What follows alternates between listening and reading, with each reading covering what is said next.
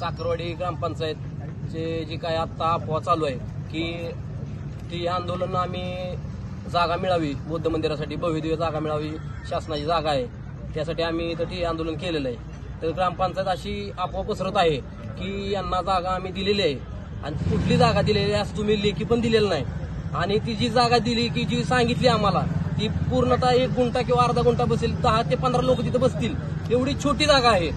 जर ही चुकीच्या अफवा जर ग्रामपंचायत पसरवत असेल तर हे अफवा थांबवाव्या आणि याचा निषेध आहे काय ग्रामपंचायतीचा. अशा चुकीच्या अफवा जर पसरून आमच्या जर ती आंदोलन जर तुम्ही काहीतरी खडा लावत असाल तर तुम्हाला त्या बदल्यात ही आमचा समाज गप्प बसणार नाही.